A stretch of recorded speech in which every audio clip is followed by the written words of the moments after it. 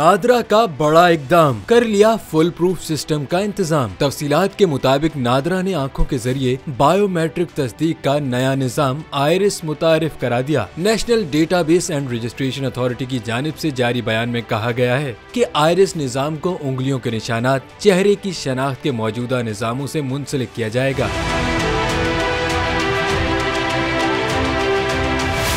आंखों के जरिए शनाख्त में गलती का इम्कान न होने के बराबर है। आंख की पुतली के गिर्द दायरा नुमा आयरिस में पूरी जिंदगी कोई तब्दीली नहीं आती। नादरा के मुताबिक कम उम्री में किया गया स्कैन भी मुस्तकिल शनाख्त के तौर पर इस्तेमाल हो सकता है।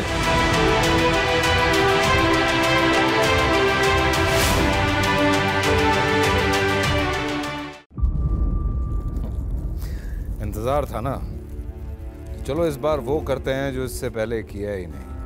किस्मत की आंखों में आंखें डाल के जीतना होगा।